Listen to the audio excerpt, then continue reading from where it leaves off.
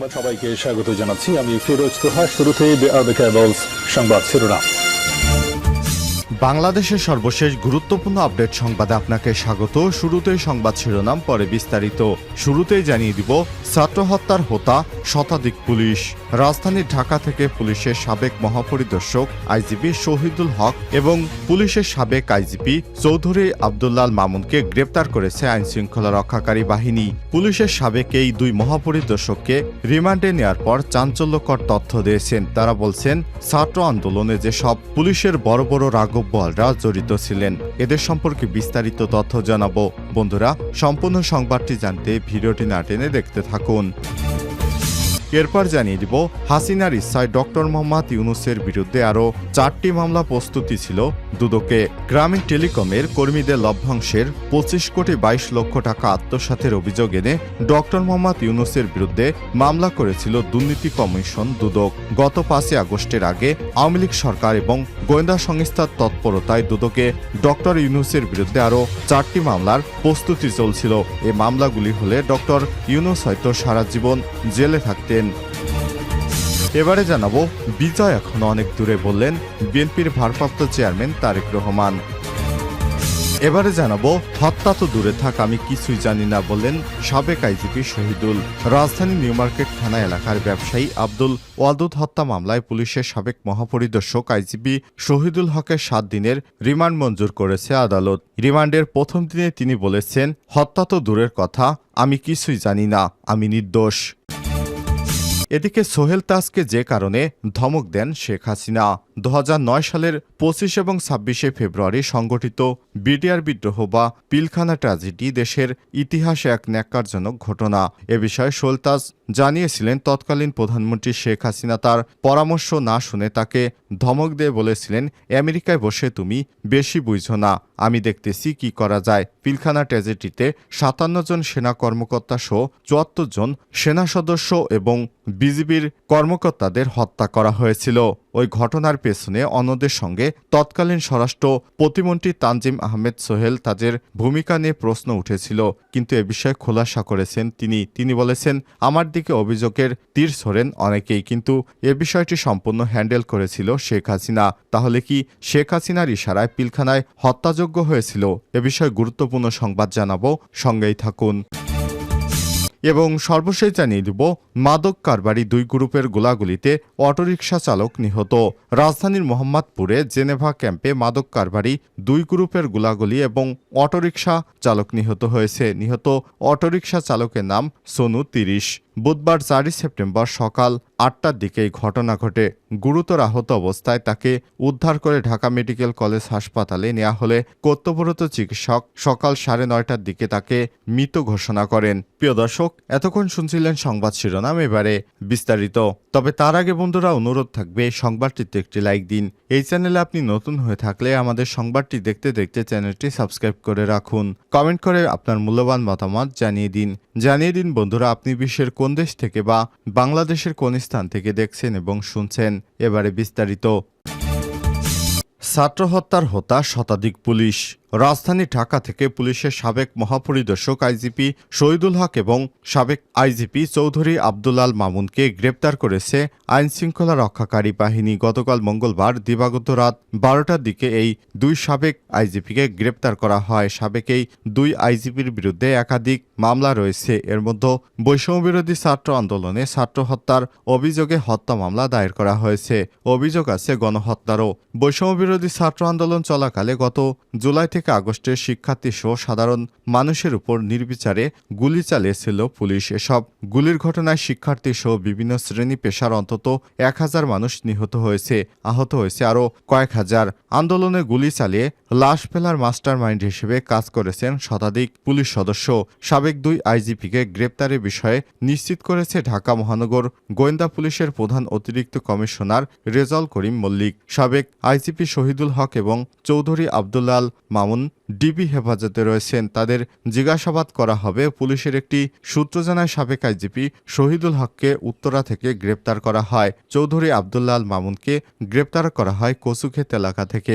আন্দোলনে হত্যাযজ্ঞে সরাসরি অংশ নেয়া এবং নেতৃত্বদানকারী ৯৫ জন পুলিশ সদস্যদের নামে ডিএমপির বিভিন্ন থানায় ২৮৪টি মামলা করা হয়েছে। গত ১৩ আগস্ট থেকে গতকাল পর্যন্ত এই মামলাগুলো করা হয়েছে। এর মধ্যে যাত্রাবাড়ী থানায় সবচেয়ে বেশি মামলা করা হয়েছে ৯১টি। সম্প্রতি কয়েকজন মাস্টার মাইন্ড পুলিশ সদস্যকে বাধ্যতামূলক অবসরে পাঠানো হয়েছে। তাদের মধ্যে সবচেয়ে বেশি ৩৮টি মামলা হয়েছে ডিএমপির সাবেক অতিরিক্ত কমিশনার হারুনুর রশিদের নামে। এর পরের অবস্থানে রয়েছে পুলিশের সাবেক আইজিপি চৌধুরী আব্দুল্লাহ আল মামুন, তার নামে মামলা হয়েছে ৩৬টি। সাবেক ডিএমপি কমিশনার হাবিবুর রহমানের নামে মামলা হয়েছে ৩৩টি। ডিএমপির যুগ্ম কমিশনার বিপ্লব কুমার সরকারের নামে ২৭টি, স্পেশাল ব্রাঞ্চের প্রধান মনিরুল ইসলামের নামে ১১টি, ডিএমপির ওয়ারি বিভাগের ডিসি ইকবাল হোসেনের নামে ৮টি মামলা করা হয়েছে।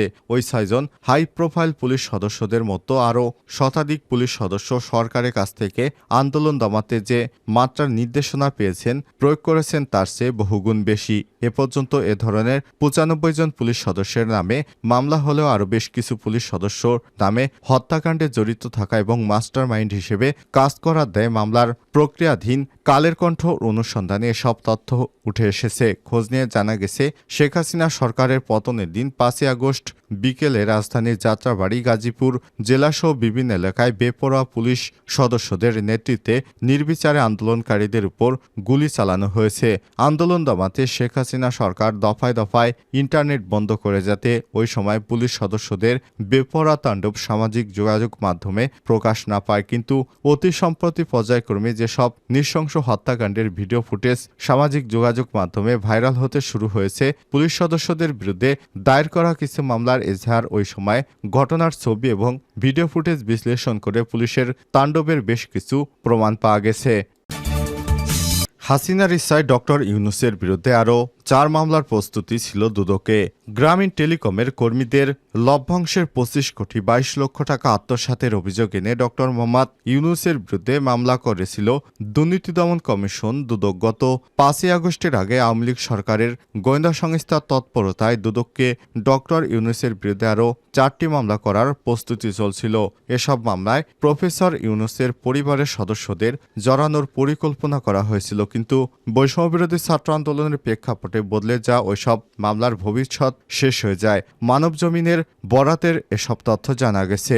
দুদকের সূত্র থেকে জানা গেছে, ডক্টর ইউনূসের বিরুদ্ধে করা আগের মামলাটিও আওয়ামী লীগ সরকারের প্রেসক্রিপশনে করেছিল দুদক। মূলত সাবেক প্রধানমন্ত্রী শেখ হাসিনার ব্যক্তিগত ইচ্ছা থেকেই মামলাটি করা হয় তার বিরুদ্ধে। এমনকি অতি দ্রুত অভিযোগপত্রটি দাখিলের নির্দেশও দেওয়া হয়েছিল বলে জানা গেছে। সূত্র থেকে আরও দাবি করা হয়েছে, একটি মামলা দিয়ে ডক্টর ইউনূসকে আটকানো যাচ্ছিল না বলে আরও ৪টি মামলার প্রস্তুতি নেওয়া হয়েছিল। সেগুলো ছিল শেখ হাসিনার ইশারায়, যেখানে ডক্টর ইউনূসের পরিবারের সদস্যদের আসামি করার পরিকল্পনা করা হয়েছিল। আর এই কাজে সক্রিয় ছিল দুদকের চেয়ারম্যান মোহাম্মদ মহিনুদ্দিন আবদুল্লাহ এবং তার ২ কমিশনার। বিজয় এখনো অনেক দূরে, তারেক রহমান। বিজয় এখনো অনেক দূরে উল্লেখ করে বিএনপির ভারপ্রাপ্ত চেয়ারম্যান তারেক রহমান বলেছেন, আমরা গত ১৭ বছরে বিরোধী দলে ছিলাম, আজও আছি, এখনো আত্মতুষ্টির সময় নয়। তৃণমূলের নেতাকর্মীরা সংকটকালে যেমন দলের পাশে ছিলেন, ভবিষ্যতেও বাংলাদেশের জনমানুষের প্রত্যাশার ভাষা বুঝে তাদের আস্থা এবং ভালোবাসা অর্জন করলে বিএনপি দেশের মানুষকে একটা নতুন বাংলাদেশ উপহার দিতে পারবে। মঙ্গলবার ৩ সেপ্টেম্বর বরিশাল বিভাগে বিএনপির নেতাকর্মীদের সমাবেশে লন্ডন থেকে অনলাইনে সংযুক্ত হয়ে তারেক রহমান এসব কথা বলেন। তারেক রহমান দলের সবাইকে সতর্ক করে বলেন, শহীদ প্রেসিডেন্ট জিয়াউর রহমান দেশপ্রেম, বেগম খালেদা জিয়ার দেশত্যাগ আর শত সহস্র নেতাকর্মীদের আত্মত্যাগের বিনিময়ে বিএনপি জনগণের আস্থা আর বিশ্বাসের যে জায়গা পৌঁছেছে, কিছু বিপদগামীর হঠকারিতায় সেটা বিনষ্ট হতে দেয়া যাবে না। এ বিষয়ে দল আপোষহীন। সম্প্রতি চট্টগ্রাম এবং ময়মনসিংহে দল সেটা প্রমাণ করে দেখিয়েছে। বিএনপির ভারপ্রাপ্ত চেয়ারম্যান তারেক রহমান বলেন, সংখ্যালঘুর কার্ড দিয়ে অনেক খেলা হয়েছে। সংখ্যাগুরু স্পর্শকাতর বিষয় আর নির্যাতনের কল্পকাহিনীর ফাঁদে রাজনৈতিক সুবিধা নেয়ার অপচেষ্টা দেশে বিদেশে বারবার কারা করেছে সেটা সবাই জানে। এই পুরনো খেলার পুনরাবৃত্তি এদেশে আর করতে দেওয়া হবে না। দেশে সাম্প্রদায়িক সম্প্রীতি ধ্বংসের চক্রান্তের বিরুদ্ধে নেতাকর্মীদের রুখে দাঁড়ানোর আহ্বান জানান তিনি। সোহেল তাজকে যে কারণে ধমক দেন শেখ হাসিনা। 2009 সালের 25 ও 26 ফেব্রুয়ারি সংঘটিত বিডিআর বিদ্রোহ বা পিলখানা ট্র্যাজেডি দেশের ইতিহাসে এক ন্যাক্কারজনক ঘটনা এটি।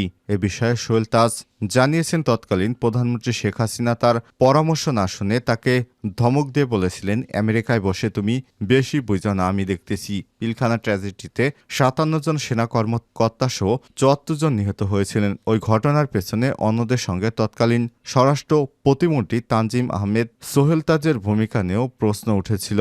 ঘটনার সময় যুক্তরাষ্ট্রে অবস্থান করা সোহেল তাজের দিকে অভিযোগের তীরও ছোড়েন অনেকেই। সোহেল তাজ ওই সময়ের ঘটনার বর্ণনা দিয়েছেন। তিনি বলেছেন, যুক্তরাষ্ট্রে বসে যখন ঘটনার খবর পাই তখনই তিনি পুলিশের আইজিপির সঙ্গে যোগাযোগ করেন। পরে স্বরাষ্ট্রমন্ত্রী সাহারা খাতুনের সঙ্গে কথা বলেন। এক পর্যায়ে কথা বলেন প্রধানমন্ত্রী শেখ হাসিনার সঙ্গে। তৎকালীন প্রধানমন্ত্রী তার পরামর্শ না শুনে তাকে ধমক দিয়ে বলেছিলেন, আমেরিকায় বসে তুমি বেশি বুঝো না, আমি দেখতেছি কি করা যায়।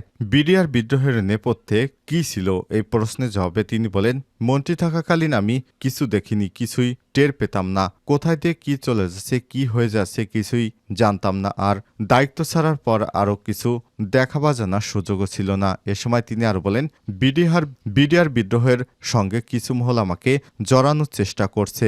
এরকম নিকৃষ্ট একিউজেশন খুবই দুঃখজনক। একজন নিরীহ নিরপরাধ মানুষকে এমন একটা কালিমা দেওয়া ঠিক হবে না।